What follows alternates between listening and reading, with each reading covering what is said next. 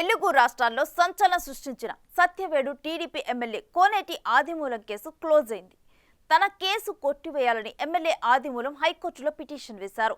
ఈ quash petition విచారణలో బాధితురాలైన వరలక్ష్మి కూడా ఇంప్లీడ్ అయ్యి తాము రాజీకి వచ్చామని, కేసు అవసరం లేదని హైకోర్టుకు తెలిపారు. దీంతో హైకోర్టు ఈ కేసును కొట్టివేస్తూ నిర్ణయం తీసుకుంది. దాంతో హైదరాబాద్ వెళ్లి మరీ ప్రెస్ మీట్ రచ్చ చేసిన మహిళ ఇప్పుడు సడన్ గా రాజీ మంత్రం పఠిస్తూ ఉండటం చర్చనీయాంశంగా మారింది.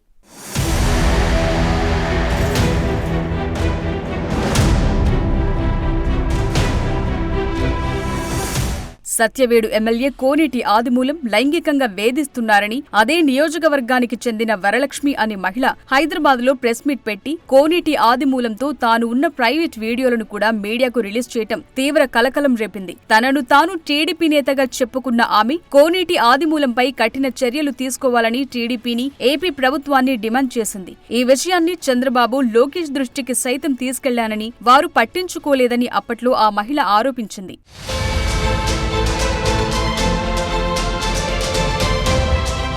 మహిళ ఆరోపణలతో కోనేటి ఆదిమూలం లైంగిక వేధింపుల వ్యవహారం రాష్ట్ర వ్యాప్తంగా చర్చనీయాంశమైంది. దీంతో టీడీపీ అధిష్టానం సీరియస్ అయ్యింది. కోనేటి ఆదిమూలాన్ని పార్టీ నుంచి సస్పెండ్ కూడా చేసింది. ఇదిలా ఉన్న సమయంలోనే కోనేటి ఆదిమూలంపై ఆరోపణలు చేసిన మహిళ తీరు కూడా చర్చనీయాంశమైంది. వాంగ్మూలమిచ్చేందుకు నిరాకరించడం, వైద్య పరీక్షలు చేయించుకోవడాన్ని వాయిదా వేయటంపై అనుమానాలు కూడా వ్యక్తమయ్యాయి. అయితే చివరకు పోలీసుల కౌన్సిలింగ్ తో బాధితురాలు వైద్య పరీక్షలు చేయించుకుంది. అయితే ఈలోపు కోనేటి ఆదిమూలం హైకోర్టులో పిటిషన్ దాఖలు చేశారు. తనపై పోలీసులు నిబంధనలకు వ్యతిరేకంగా కేసులు పెట్టారని, బాధితురాలు ఫిర్యాదు చేయకపోయినా కేసు పెట్టారని హైకోర్టులో క్వాష్ పిటిషన్ దాఖలు చేశారు. ఎలాంటి ప్రాథమిక విచారణ లేకుండా, ఆరోపణల్లో నిజానిజాలు చూడకుండా పోలీసులు కేసు నమోదు చేశారని ఆయన పిటిషన్లో పేర్కొన్నారు. జూలై, ఆగస్టు నెలల్లో ఘటన జరిగితే ఇంత ఆలస్యంగా బయటపెట్టడం వెనుక కుట్ర ఉందన్నారు. ఈ ఘటన హనీ ట్రాప్ గా ఆదిమూలం కోర్టు దృష్టికి తీసుకెళ్లారు.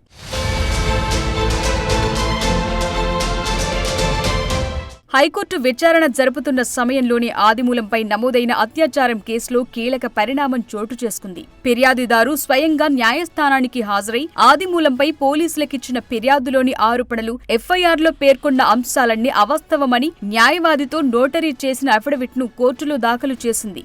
ఇద్దరి తరపు లాయర్లు తమ క్లయింట్లిద్దరూ రాజీకొచ్చారని హైకోర్టుకు తెలియజేశారు. దీంతో కోర్టు బయట సమస్యను పరిష్కరించుకునేందుకు పిటిషన్ డిస్పోజ్ చేస్తూ హైకోర్టు నిర్ణయం తీసుకుంది. హైకోర్టు తీర్పుతో సత్యవేడు ఎమ్మెల్యేపై టీడీపీ సస్పెన్షన్ ఎత్తివేసే అవకాశం ఉంది. అయితే అంత రచ్చ చేసిన మహిళ సడన్ గా రాజీకి రావటం చర్చనీయాంశంగా మారింది. ఆదిమూలం నైజం తమకు తెలుసని, ఎవరికీ హాని చేసే వ్యక్తి కాదని ఆయన అనుచరులు ముందు నుంచి చెప్తున్నారు. అలాంటాయనపై 7 పదుల వయస్సులో అత్యాచారం ఆరోపణలు చేయటం ఏంటని వారు ప్రశ్నించారు. ఆదిమూలం గత ఎన్నికల్లో అదే సత్యవేడు నుంచి వైసీపీ ఎమ్మెల్యేగా గెలిచారు. ఆ పార్టీలో మాజీ మంత్రి పెద్దిరెడ్డి రామచంద్రారెడ్డికి బద్ధశత్రువుగా మారారు. దాంతో పెద్దిరెడ్డి గత ఎన్నికల్లో ఆదిమూలంకు సత్యవేడు టికెట్ దక్కకుండా చేశారు. అయితే ఆదిమూలం టీడీపీ టికెట్ దక్కించుకుని వైసీపీపై విజయం సాధించి పెద్దిరెడ్డికి షాక్ ఇచ్చారు. ఆ కక్షతోనే పెద్దిరెడ్డి ఆయనపై తప్పుడు కేసు పెట్టించారని ఎమ్మెల్యే అనుచరులు వాదిస్తున్నారు. సత్యవేడులో టీడీపీ టికెట్ ఆశించిన నేతలు ఆదిమూలంకు టికెట్ దక్కడంతో గుర్రుగా ఉన్నారు. ఎన్నికల్లో వారు ఆయనకు వ్యతిరేకంగా పావులు కదిపినప్పటికీ కూటమి వేవ్ ఆదిమూలానికి కలిసి వచ్చింది. అలాంటి ఆదిమూలం వ్యతిరేక నేతలతో పెద్దిరెడ్డి పావులు కదిపి ఆ కేసు పెట్టించారన్న వాదన ఉంది. ఆ క్రమంలో ఇప్పుడు వరలక్ష్మికి జరిగిన వైద్య పరీక్షల ఫలితాలు బయటకొస్తే అది తప్పుడు కేసని తేలిపోతుందని ఆమె రాజీకొచ్చారని వారంటున్నారు. అయితే పరువు కాపాడుకోవటానికి ఆదిమూలం ఆమెకు ప్యాకేజ్ ఎరచూపి రాజీ పడ్డారన్న మరో వాదన కూడా వినిపిస్తోంది. మొత్తానికి ఆదిమూలం కథ అలా సుఖాంతమయ్యింది.